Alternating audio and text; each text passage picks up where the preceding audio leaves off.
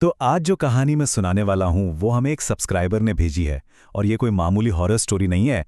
ये इस बात की पड़ताल है कि कैसे किसी का सपनों का घर, मतलब वो जगह जिसे हम सबसे सेफ मानते हैं, एक जिंदा जागते बुरे सपने में बदल सकता है।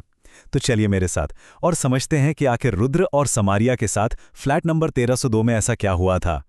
इस कहानी में आगे बढ़ने से पहले जरा ये लाइन सुनिए।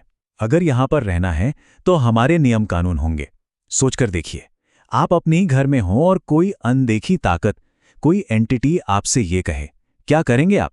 बस यही वो पल था जब डर सिर्फ एक एहसास नहीं रहा, बल्कि एक खौफनाक हकीकत बन गया था। पता है, ज्यादातर डरावनी कहानियों की शुरुआत ना एक खूबसूरत सपने से होती है, और ये कहानी भी कुछ ऐसी ही है। ये कहानी है रुद्र और समारिया की, एक ऐसा कपल जिनकी जिंदगी कह सकते हैं कि बिल्कुल परफेक्ट चल रही थी, या यूं कहें कि ये किसी बड़े तूफान से पहले की शांति थी। देखिए, इनकी जर्नी एकदम फिल्मी थी। कॉलेज में मिले, प्यार हुआ, फिर कॉलेज के बाद पहाड़ों में एक ड्रीम वेडिंग की। दोनों को दिल्ली में बढ़िया नौकरी भी मिल गई, और फिर सबसे बड़ा माइलस्टोन, दिल्ली जैसे शहर में अपना पहला घर खरीदा। मतलब सब कुछ एक परी कथा जैसा चल रहा था।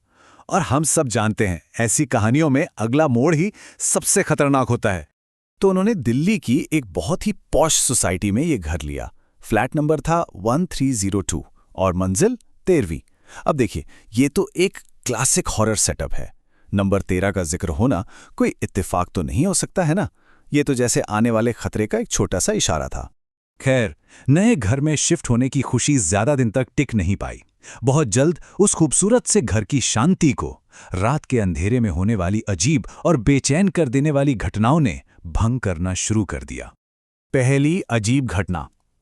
एक रात करीब 2 बजे समारिया की नींद रसोई से आती चम्मचों की छन छन आवाज से टूटी। वो उठी, किचन में गई तो देखा फ्रिज का दरवाजा पूरा खुला है।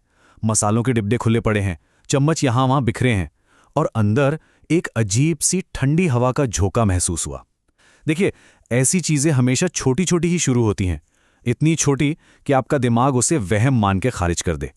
और रुद्र का रिएक्शन? उसने ठीक वही किया जो कोई भी स्केप्टिक करता। उसने कहा, अरे बस हवा होगी, सो जाओ। और यहीं से वो क्लासिक पैटर्न शुरू होता है ना? एक इंसान जो ये सब महसूस कर रहा है, और दूसरा जो उसे उसका वहम बता रहा है। ये अकेलापन डर को और ज्यादा बढ़ा देता है। लेकिन ये कोई वहम नहीं था। चीजें अब तेजी से बिगड़ने लगी। पहले तो समारिया को बाथरूम के शीशे में अपने पीछे एक परछाई दिखने लगी। फिर उसे ऐसा महसूस होने लगा जैसे कोई उसके बालों को, उसके कंधों को छू रहा है। चीजें अपनी जगह से खुद ब खुद हटने लगी। टीवी अपने आप चालू हो जाता था। और सबसे अजीब, एक दिन छत का पंखा चलते चलते रुका और फिर उल्टी दिशा में घूमने लगा। अब ये डर का अगला लेवल था। वो ताकत अब अपनी मौजूदगी का सीधा एहसास करा रही थी। अब सोचिए समारिया की हालत। वो बुरी तरह डरी हुई थी। लेकिन जब आपका पार्टनर ही आपकी बात पर यकीन ना करे, तो कोई भी अपनी मेंटल हेल्थ पर शक करने लगेगा। उसके मन में भी यही चल रहा था कि क्या ये सब सच में हो रहा है, या फिर वो पागल हो रही है। रुद्र का जो अविश्वास था ना, उसकी दीवार तब टूटी जब उस अनदेखी शक्ति ने उसे सीधा चैलेंज किया। कभी-कभी यकीन करने के लिए एक ऐसा डायरेक्ट एक्सपीरियंस जरूरी होता है जिसे कोई भी लॉजिक खारिज ना कर पाए। तो हुआ ये कि एक दिन रुद्र घर से काम कर रहा था।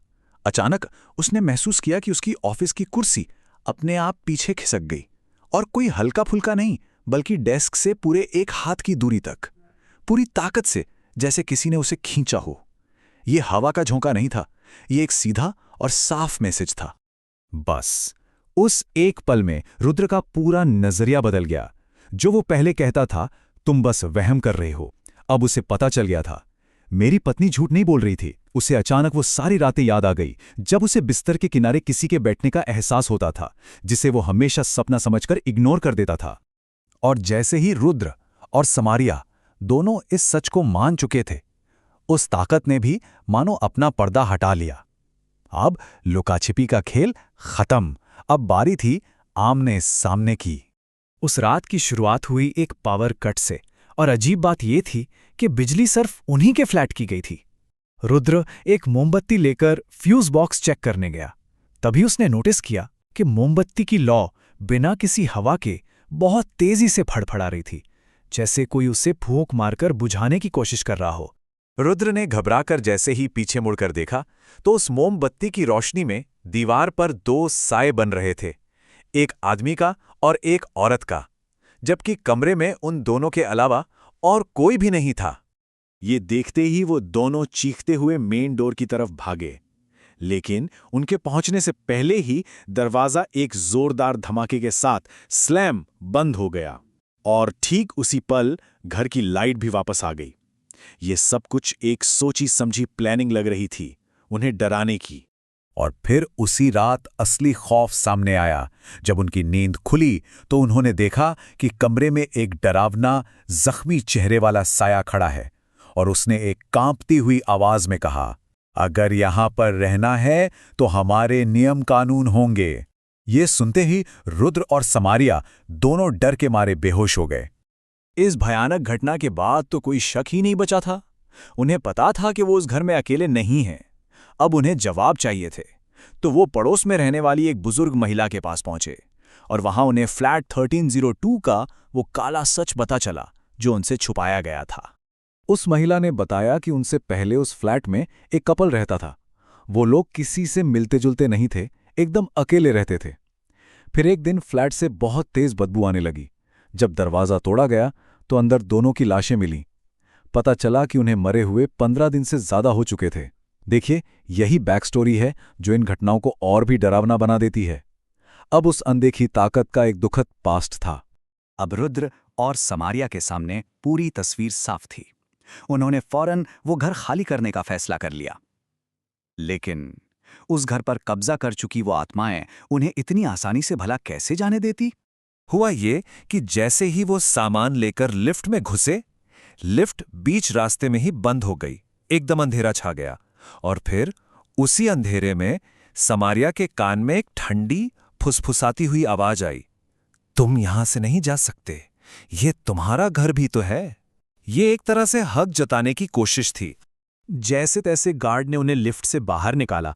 जब वो वापस अपने फ्लैट में पहुंचे तो अंदर का नजारा देखकर उनके होश उड़ गए।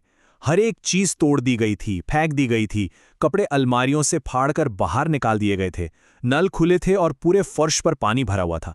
यहां तक कि कैश को भी छोटे छोटे टुकड़ों में फाड़ दिया गया था। ये उस ताकत का गुस्सा था, एक तरह का मैसेज कि अगर ये घर हमारा नहीं तो किसी का नहीं। ये सब देखकर रुद्र गुस्से और डर से चिल्लाया, हम अभी इसी वक्त ये घर छोड़ रहे हैं। उन्होंने बस एक सूटकेस उठाया, उसमें जो कुछ भी हाथ आया भरा और उस मनहूस फ्लैट से हमेशा हमेशा के लिए भाग निकले। रुद्र ने ही हमें ये पूरी कहानी भेजी। इसका मतलब साफ है कि वो उस फ्लैट से तो निकल गए, लेकिन वो फ्लैट और उसका डर शायद उनके जहन से कभी नहीं निकला। आखिर ऐसी कहानियां हमें इतना क्यों डराती हैं? शायद इसलिए क्योंकि ये हमारे सबसे बुनियादी डर को छूती हैं।